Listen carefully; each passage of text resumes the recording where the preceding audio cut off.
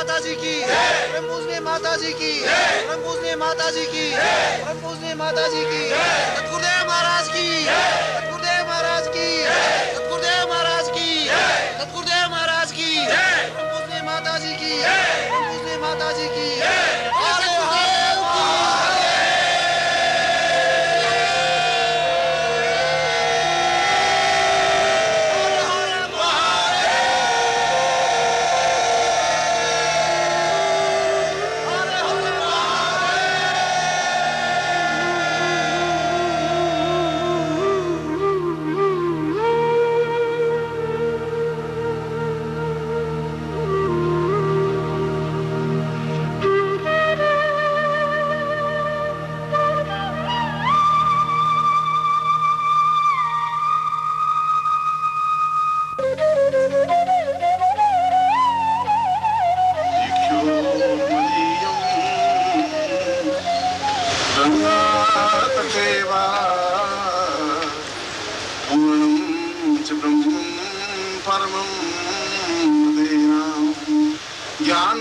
सदां सूर्यवदैव नित्यं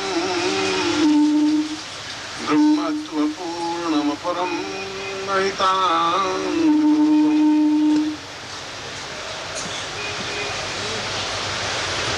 वशिष्ठ में इस श्लोक में दीक्षा का एक विधान स्पष्ट करते हुए कि जीवन का यह सौभाग्य होता है कि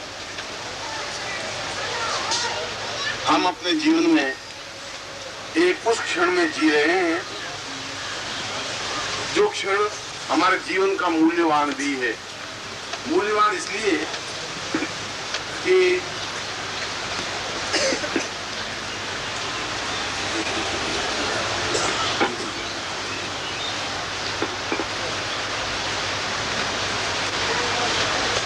मूल्यवान इसलिए कि हम अपनी पीढ़ी में, हम अपने जीवन में इस गंगा के किनारे बैठ करके उस दिव्य दीक्षा को प्राप्त कर रहे हैं जिसके माध्यम से जीवन में पूर्णता और श्रेष्ठता प्राप्त हो सकती है। मैंने ये बहुमूल्य क्षण इसलिए कहा है, मुझे बहुत अच्छी तरह से याद है कि आज से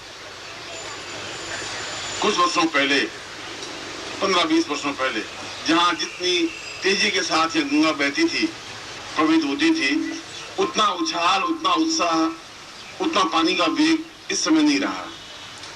उस समय एक अजीब सा एक नदियों का नर्तन होता था। और मैं जब 4 साल पहले, 5 साल पहले, जब जहाँ गंगा का उद्गम है, गौमुख है, वहां अपने शिष्यों को लेकर के गया था। 100, 200, 250, 300 शिष्य थे। और उस समय मैंने एक चेतावनी दी थी, एक सावधानी दी थी कि यदि हम इसी प्रकार से गंगा की तरफ ध्यान नहीं दिया तो एक दिन ऐसा भी आ सकता है कि हमारे जीवन में गंगा जैसा कोई अस्तित्व रहे ही नहीं।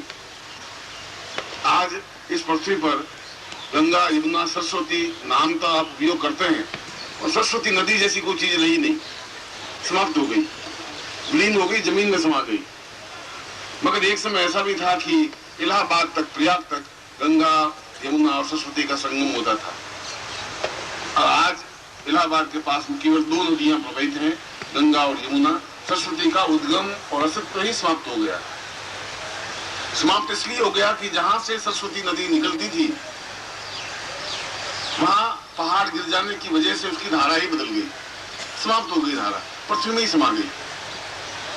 और हम 5 साल पहले, 4 साल पहले जब गौमुख गए तो हमने देखा कि 10 साल पहले जहां गौमुख था उससे 3 किलोमीटर पीछे गौमुख चला गया था। गौमुख एक बर्फ का बहुत बड़ा पहाड़। आपकी जिंदगी में कभी अवसर मिले तो आप उस गौमुख को देखें। गंगोत्री तो वो स्थान है जहां पर गंगा की पहली धारा बनती है, पतली पतली धारा आकर के वहां पर नदी का रूप धारण करती है, इसलिए उसको गंगोत्री कहा गया है। गंगा उत्तरी शब्द बना है, जहां से पहली बार गंगा इस पृथ्वी पर अवतरित दिखाई देती है। मगर जहां गंगा की पहली बूंद बनती है उस गौमुख पर पहले भोजवासा के पास में बिल्कुल उस गौमुख का स्थान था। और कल भी मैं ये चर्चा कर रहा था कि उस स्थान विशेष का जो 100 किलोमीटर लंबा चौड़ा 200 किलोमीटर लंबा चौड़ा स्थान है, उस स्थान का नाम था भोजवासा। उस जंगल का नाम भोजवासा था। और भोजवासा नाम इसलिए पड़ा कि वहां भोजपत्र के इतने अधिक पेड़ थे, घना वन था, जंगल था, या सूर्य भी अंदर नहीं जा सकता था। और आज केवल 8 साल के बाद में वहां केवल एक पेड़ बचा हुआ है भोजपत्र का, सारे पेड़ काट दिए। वो एक पेड़ भी इसलिए कि उसके चारों तरफ बाढ़ लगा दी गई है और ये आने वाली पीढ़ियों को बता सके कि बेटे ऐसा भोजपत्र का पेड़ होता है। बस इतनी फिर भी बुद्धिमानी समझदारी रखती। और जहां पर पहले गौमुख था, जहां यदि आप देखें गौमुख के भव्यता को, और हमने पुराणों में पढ़ा है कि गंगा भगवान शिव की जटा में से निकल रही है।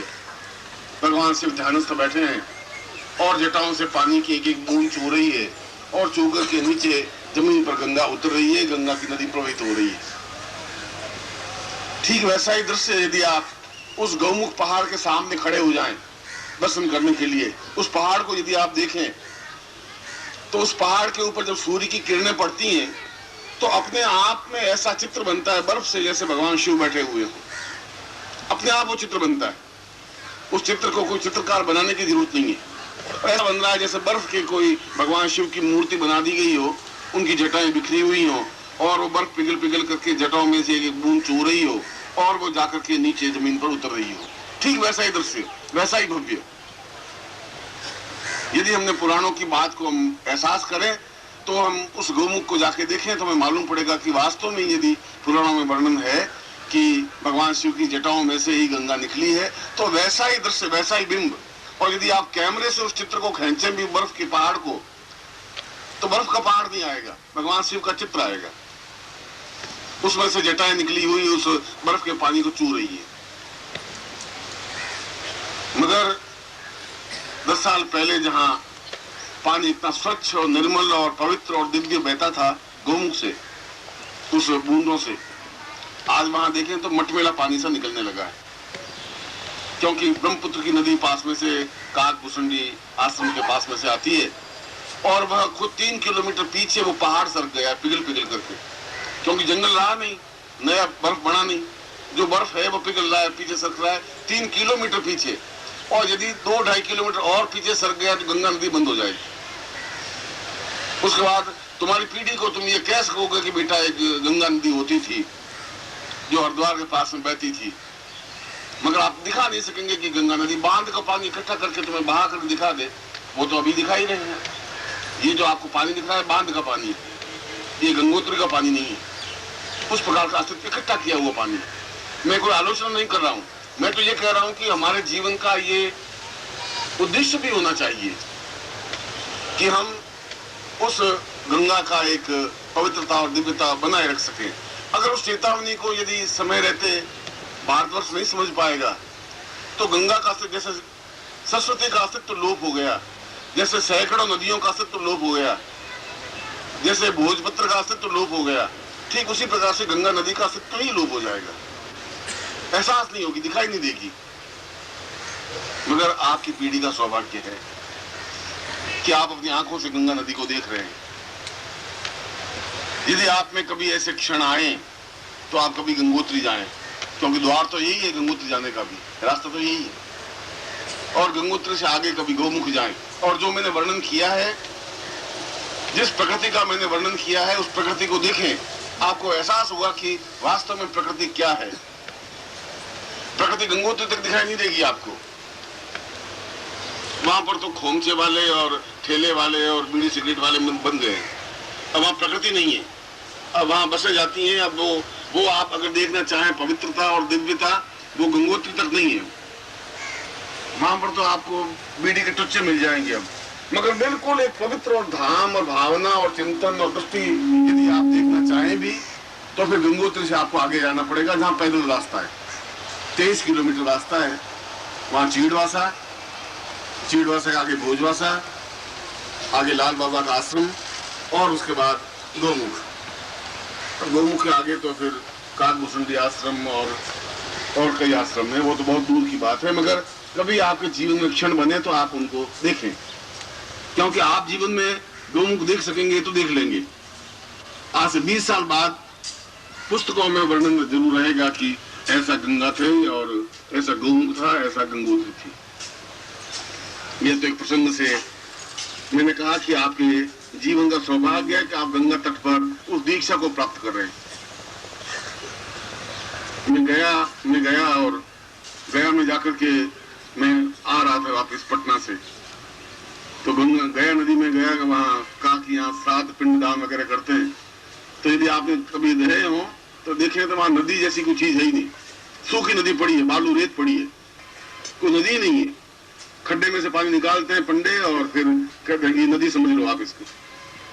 हम समझ लेते हैं नदी, थोड़ा हाथ में खड्डा खोदते हैं, पानी निकालते हैं और उस पिंडों को पानी पिला देते हैं अपने पूर्वजों को कि लो भाई नदी तो है नहीं, अब पिंडों ने यही पानी दिया है, पी लीजिए, हम पिला देते हैं आपको। नदी समाप्त हो गई और ऐसे सैकड़ों नदियां समाप्त हो गई है, इसलिए कि हमने समय रहते ध्यान नहीं दिया।